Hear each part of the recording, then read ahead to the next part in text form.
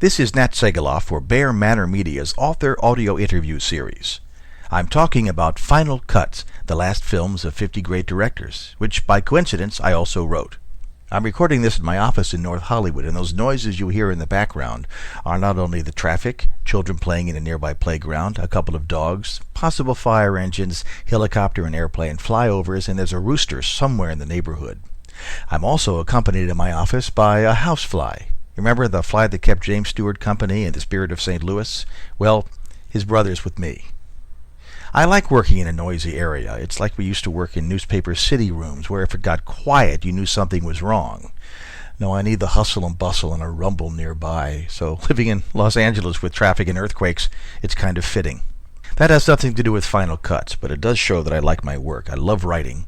And I like this book in particular, even though it was very sad to write in so many ways. The joy came from being able to bury myself in microfilm, microfiche, tear sheets, books, newspaper clippings, and libraries, and going to the Motion Picture Academy, whose Margaret Herrick Library of the Academy Foundation has probably the world's greatest collection of research materials. Not only every book on movies ever written, but tons of posters, trade reports, press books, reviews, clippings that go back to the Bronze Age of movies.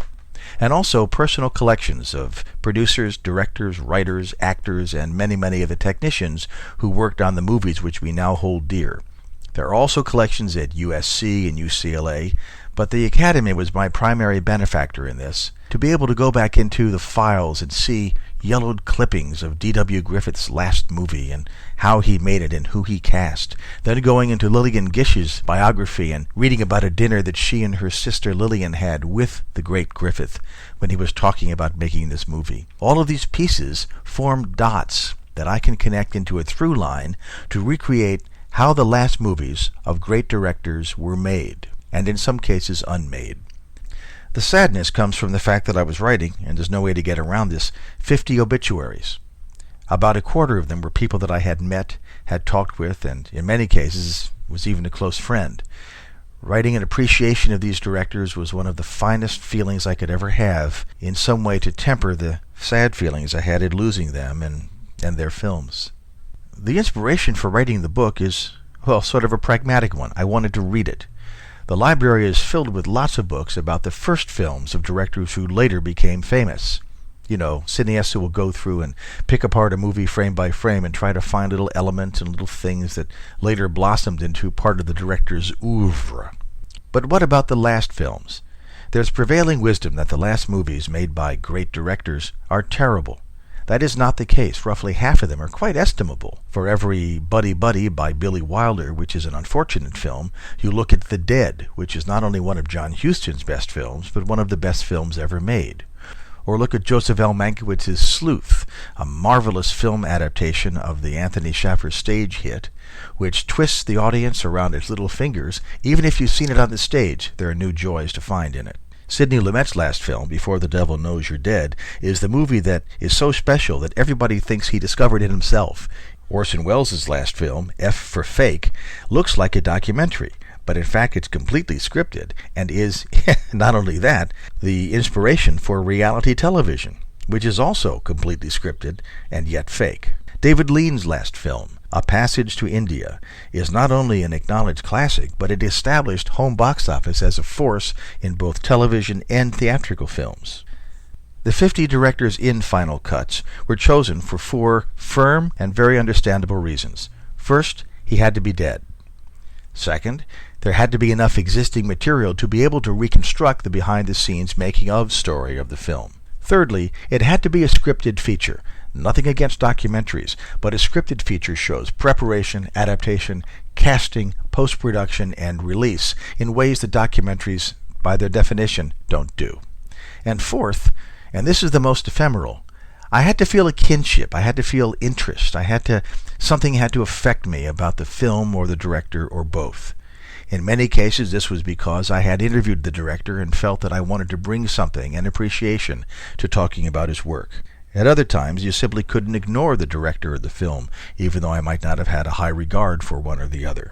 All of these elements came together in Final Cuts, and the joy I had as a researcher was burying myself in the files and trying to pick the continuity out of it. You might have heard me use the pronoun he or his an awful lot right now.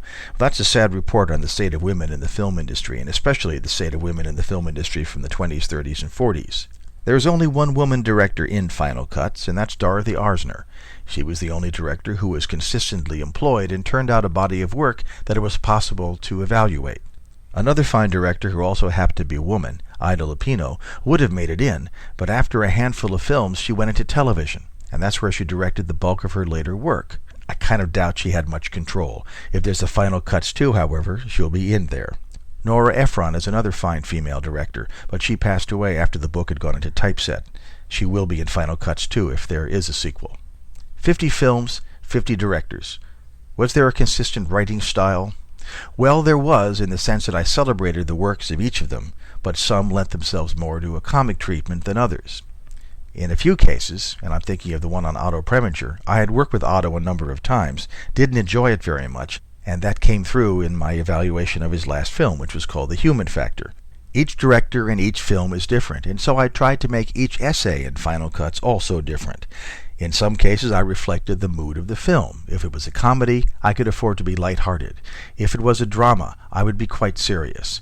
If it was historical, I wanted to give more of the information about the historical fact itself that might have been behind the fabricated film. In each case, I talked about the director, his work, his life, his origins, his views and quotes, if there were some that were available, and then I talked about the making of the last film. The printed version of the book has a wealth of footnotes which cite the origin of all of the facts. It's easy, when you're writing about movies, to misremember things. Certainly the people who make the films misremember them. I think it was Louise Brooks who said that Hollywood is one of the few industries that not only destroys its past, but lies about it. The book was a series of adventures as well as a number of elegies.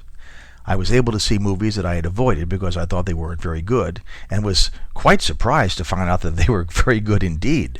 A fine case in point is John Frankenheimer's last film, Reindeer Games, a movie that's about a heist in an Indian gaming casino. It stars Gary Sinise and Ben Affleck and Charlize Theron. It had a rough go theatrically and sank barely without a trace. But then something quite unusual happened. Frankenheimer was able to recut it for video, and restored to the version that he wanted to be remembered by, Reindeer Games emerges as a quite remarkable film, and well worthy of study. Another discovery was Samuel Fuller's White Dog, a film that I'd heard a lot about, but didn't have a chance to see. Well, I saw it for Final Cuts. It's a terrific study of racism and whether it can be taught, is innate, and what happens if you are racist, if it can drive you crazy. Ostensibly a story about a young woman who finds a dog that's been trained to go after African Americans, it really becomes, on the much larger canvas that Fuller was creating, a story about the corrosive effects of racism on an entire society. It must be seen, and yet it so enraged people at the time that it was suppressed by the studio. It only achieved any kind of a release at all on home video, and that's where it is to be celebrated. Arthur Penn's last film, Penn and Teller Get Killed, is a remarkable essay on celebrity. Very few movies in the history of film have talked about the effect that actors and celebrity and fame have on the general public. Very few of them also examine the media's role in making people famous. Penn and Teller Get Killed does both. It's about Penn Jillette and his silent partner Teller, the bad boys of magic, who make the mistake on a television show and say, "Wouldn't it be fun if someone was trying to kill me?" And then someone does. The film is unflinching, and it forces the audience to examine its own attitudes toward what it's watching on the screen. Other films were a disappointment. Satan Never Sleeps, which was the last film of the gifted director Leo McCarey, who directed Going My Way, The Awful Truth, and is one of the people who created the Laurel and Hardy comedies, is a polemic about communism and how it seeps into the Chinese Republic. Unfortunately, McCarey's own attitude got in the way of his entertainment instincts, and it doesn't play. Raoul Walsh's last film, A Distant Trumpet, has some terrific Raoul Walsh touches in it, but he was undone by the medium he was using, a widescreen format that made it impossible to see the images clearly enough to tell his story. What I took away from writing Final Cuts, and what I hope the reader will take away from reading it, is that every film, although it's different, has something in common. It's a struggle to get it made. Gone are the days in Hollywood when the studio will let you make a movie because they trust you and you think it's a good story. Now every film is a battle. As John Houseman once said, in the old days they used to help a producer make a movie, now they dare him. If there is a theme that runs through Final Cuts, it's that people love making movies. It's a shame that movies don't love people who make them. Incidentally, for those of you who are into audiobooks, I've recorded Final Cuts, the last films of 50 great directors, for Bear Manor Audio, and included a bonus chapter that has actual interview clips with the directors in the book that I've spoken to. I hope you'll try that one out. Meanwhile, this is Nat Segaloff. My housefly, the overflying helicopter, and I want to thank you for listening to this audio author interview for Bear Manor Media.